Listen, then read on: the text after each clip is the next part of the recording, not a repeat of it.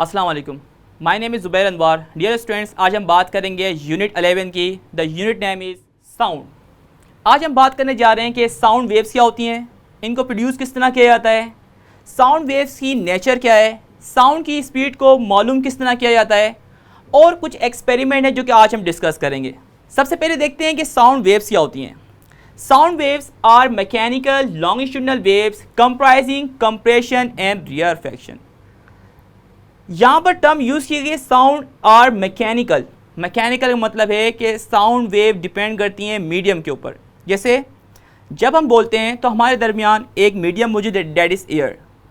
जिस तरह से आप किसी सॉलिड ऑब्जेक्ट को आप नॉक करते हैं तो साउंड पैदा होता है, तो वहाँ भी जो साउंड पैदा हो रहा है इसकी वजह भी वो सॉलिड मॉलिक्यूल्स जो हैं वो सपोर्ट कर रहे हैं साउंड को एक पॉइंट से दूसरी पॉइंट पे लाने के लिए। इसी तरह से हम देखते हैं जब हम किसी समंदर के किनारे पे खड़े होते हैं तो वहाँ जो वाटर वेव पैदा हो रही होती हैं वो भी एक किस्म का साउंड पैदा कर रही होती हैं। सो एक चीज़ यहाँ पर बड़ी इंपॉर्टेंट है, वो ये है कि साउंड वेव्स जब भी प्रोड्यूस होगी उसे हमेशा एक मीडियम रिक्वायर्ड होगा। सेकेंड है लॉन्गिट्यूडनल नेचर, जो कि हम नेक्स्ट इसमें डिस्कस करेंगे कि साउंड वेव को हम लॉन्गिट्यूडनल वेव क्यों कहते हैं। प्रोडक्शन ऑफ साउंड वेव की बात की जाए कि साउंड को हम कैसे प्रोड्यूस कर सकते हैं, और हम डेली लाइफ में हम देख भी होते हैं कि जब भी हम मीडियम को डिस्टर्ब करते हैं तो साउंड पैदा होता है। जिस तरह से मैं बोल रहा हूँ यहाँ पर कंटिन्यूसली एयर मॉलिक्यूल को मैं डिस्टर्ब कर रहा हूँ, क्योंकि जब भी आप बोलते हैं तो एयर मॉलिक्यूल्स के बाद प्रेशर अप्लाई करते हैं। तो यहाँ पर आप देख रहे हैं कि जब हम बोलते हैं तो मॉलिक्यूल्स, एयर मॉलिक्यूल्स को हम बेसिकली डिस्टर्ब कर रहे होते हैं, और ये जो डिस्टर्बेंस है ये एक किस्म की पीरियोडिक डिस्टर्बेंस है। पीरियोडिक डिस्टर्बेंस का मतलब ये है कि आप देख रहे हैं यहाँ पर कि कुछ ऐसे रीजन होते हैं जहाँ पर एयर मॉलिक्यूल्स की जो डेंसिटी होती है वो बहुत लो होती है, और कुछ ऐसे रीजन होते हैं जहाँ पर मॉलिक्यूल्स की जो डेंसिटी होती है वो बहुत ज़्यादा होती है। सो वो रीजन जहाँ पर मॉलिक्यूल्स की डेंसिटी बहुत कम होती है इसे आप कहते हैं दैट इज़ अ रेयरफेक्शन। और कंप्रेशन किसे कहते हैं, जहाँ पर मॉलिक्यूल्स की डेंसिटी बहुत ज़्यादा है ये कहलाता है कंप्रेशन रीजन। देन उसके बाद हमारे पास आता है रेयरफेक्शन, उसके बाद then compression, rarefaction and compression. तो हम ये कह सकते हैं कि जब हम बोल रहे होते हैं तो मुसलसल कंप्रेशन और रेयरफेक्शन प्रोड्यूस होती है, जिसकी वजह से साउंड एक पॉइंट से दूसरे पॉइंट के ऊपर कैरी हो रहा होता है। अगर आप इसी रियल केस को, जो मॉलिक्यूल्स की डिस्टर्बेंस को अगर आप किसी वेव डायग्राम के ऊपर देखें तो आप ये देख रहे हैं कि जहाँ पर मॉलिक्यूल्स का प्रेशर बहुत ज़्यादा है तो वहाँ पर साउंड वेव का जो एम्पलीट्यूड है वो हाई है। जहाँ पर मॉलिक्यूल्स का प्रेशर लो है तो साउंड वेव का जो एम्पलीट्यूड है वो बहुत लो है। देन एम्पलीट्यूड बढ़ रहा है, देन एम्पलीट्यूड डाउन हो रहा है। तो इस तरह से आप ये कह सकते हैं कि जब आप बोल रहे होते हैं तो कंटिन्यूसली एयर मॉलिक्यूल्स को आप डिस्टर्ब कर रहे हैं। जो साउंड वेव है वो एक पॉइंट से दूसरे पॉइंट के ऊपर जो है यहाँ पर प्रोड्यूस हो रही है। अगर आप साउंड की वेवलेंथ निकालें तो बहुत आसान है। वेवलेंथ बेसिकली कैसे निकालेंगे कि आप देखते हैं कि दो कंसेक्यूटिव जो हमारे पास कंप्रेशन रीजन है, that is a compression region और ये कंप्रेशन रीजन, या फिर आप ये कह सकते हैं कि जो रेयरफेक्शन रीजन है हमारे पास that is a rarefaction region, और दूसरा रेयरफेक्शन रीजन हमारे पास ये है। इन दोनों के दरमियान जो डिफरेंस है which is called the wavelength. So आप ये भी कह सकते हैं कि आप ये दोनों कंप्रेशन रीजन भी ले सकते हैं या दोनों रेयरफेक्शन रीजन भी ले सकते हैं। सो साउंड वेव जब भी एक पॉइंट से दूसरे पॉइंट पे जाएगी तो हमेशा कंप्रेशन और रेयरफेक्शन की वजह से एनर्जी जो है एक पॉइंट से दूसरे पॉइंट पे ट्रांसफ़र होती है। साउंड वेव को हम लॉन्गिट्यूडनल वेव भी कहते हैं। क्या वजह है कि साउंड वेव को लॉन्गिट्यूडनल वेव कहा जाता है? सो लॉन्गिट्यूडनल का मतलब ये होता है कि जब भी साउंड वेव किसी एक पॉइंट से दूसरी पॉइंट पर ट्रांसफ़र होगी एनर्जी, सो हमेशा यहाँ पर आप देखेंगे कि जिस तरह से आपको बताया था कि साउंड हमेशा कंप्रेशन और रेयरफेक्शन के रिजल्ट के तौर पर प्रोड्यूस होता है। तो यहाँ पर आप देखें कि लॉन्गिट्यूडनल वेव का मतलब ये है कि पार्टिकल्स की जो डिस्प्लेसमेंट है, ये तो पार्टिकल्स यहाँ देख रहे हैं आप यहाँ पर, इनकी डिस्प्लेसमेंट जो है और वेव की जो वेलोसिटी है ये दोनों वेक्टर सेम डायरेक्शन में होंगे। यही वजह है कि साउंड वेव को हम प्रेशर वेव भी कहते हैं। क्यों? क्योंकि यहाँ पर मॉलिक्यूल्स की जो डिस्प्लेसमेंट है और वेव की जो मोशन है वो सेम डायरेक्शन के अंदर होती हैं। तो जब हम बोल रहे होते हैं तो प्रेशर अप्लाई करते हैं, और आप देख रहे हैं कि जहाँ पर ये तो रीजन हमारे पास that is a compression region, उसके बाद ये जो रीजन हमारे पास आ रहा है that is a rarefaction, then compression, then rarefaction. लेकिन यहाँ पर आप देखें कि मॉलिक्यूल्स की जो डिस्प्लेसमेंट है और वेव की जो मोशन है वो सेम डायरेक्शन के अंदर है।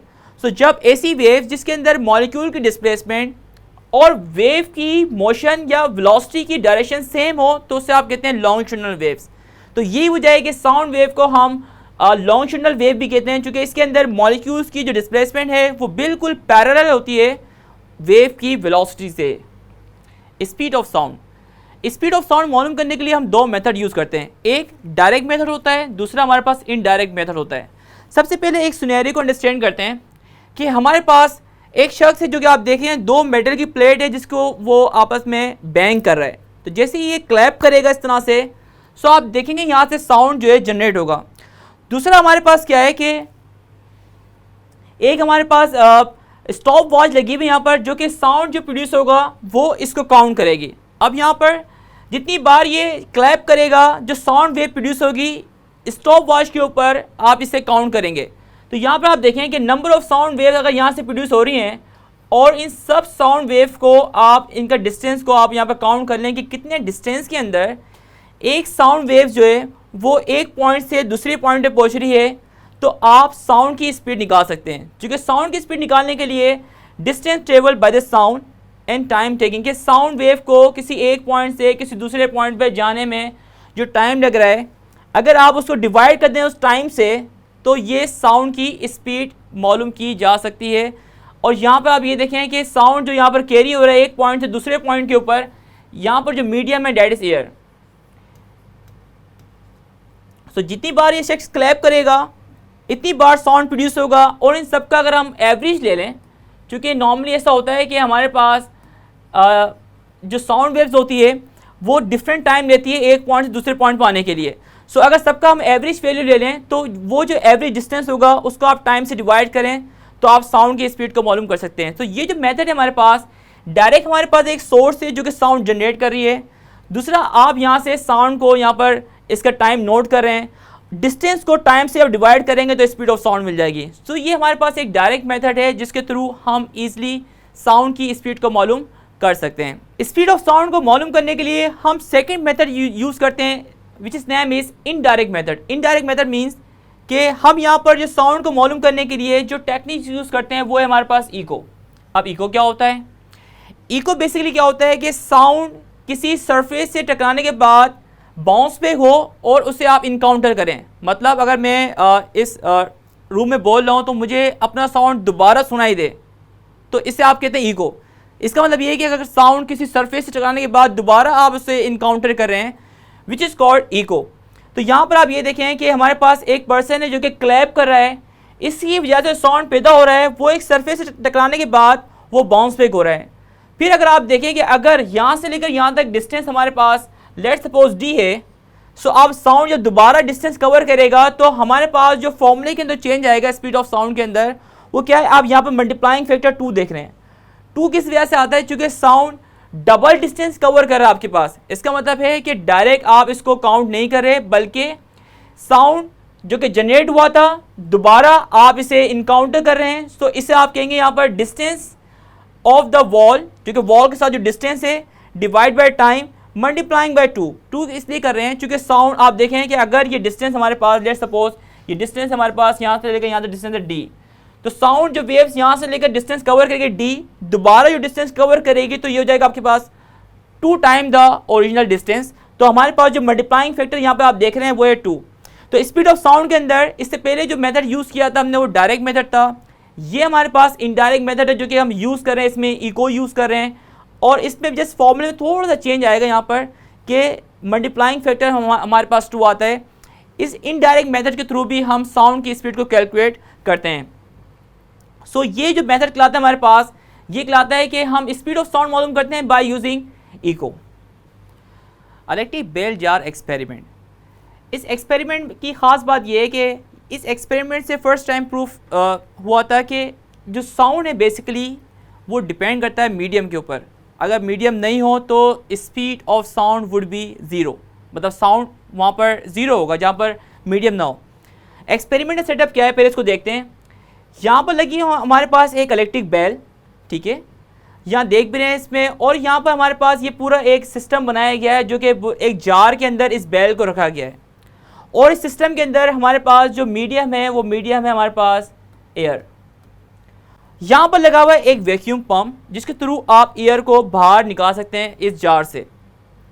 सबसे पहले अगर आप इस बेल को ऑन करें तो आपको पता है फॉर एग्जाम्पल अगर मैं यहाँ पर एक स्विच लगा दूँ, आप इसको ऑन करें इस बेल को, तो आप देखेंगे साउंड प्रोड्यूस होगा।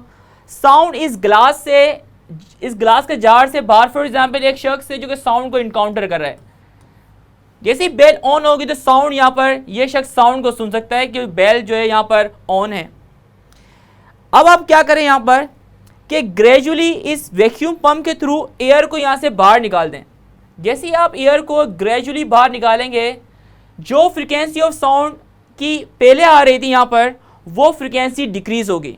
और अगर आप आहिस्ता आहिस्ता इस जार से तमाम एयर को बाहर निकाल दें, और तो होगा क्या कि साउंड जो है आहिस्ता आहिस्ता फ्रीक्वेंसी इसकी डिक्रीज होते होते एक टाइम ऐसा आएगा कि अगर आप तमाम एयर को पंप आउट कर दें इस वैक्यूम पंप के थ्रू, तो होगा ये कि बाहर खड़ा हुआ शख्स जो साउंड को इनकाउंटर कर रहा था उसके लिए साउंड ज़ीरो हो जाएगा। हालांकि याद रहे कि बेल तो हमने ऑन ही रखी हुई है, लेकिन साउंड ज़ीरो क्यों है? चूँकि आपने तमाम के तमाम जो एयर है उसको आपने वैक्यूम पंप के थ्रू बाहर निकाल दिया है।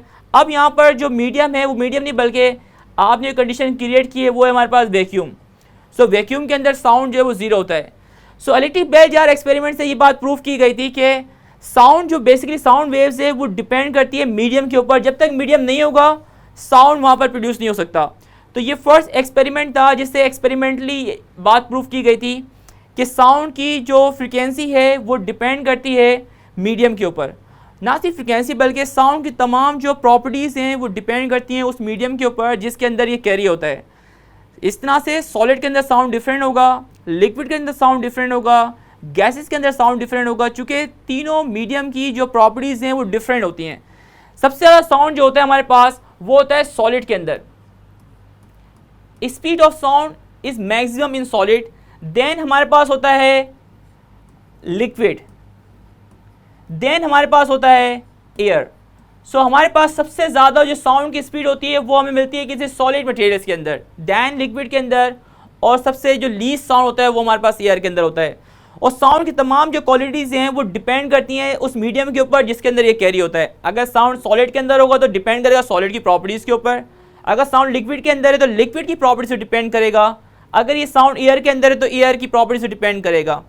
सो इस तरह से हमें ये बात प्रूफ हुई है इस एक्सपेरिमेंट से कि साउंड जो है बेसिकली वो डिपेंड करता है मीडियम के ऊपर। सो आज हमने टॉपिक डिस्कस किए वो कि साउंड वेव्स क्या होती है, साउंड वेव को किस तरह प्रोड्यूस किया जाता है, साउंड वेव की नेचर क्या होती है, साउंड वेव की स्पीड मालूम करने के लिए हम कौन से मेथड यूज़ करते हैं। तो ये तमाम टॉपिक आज हमने कवर किए हैं।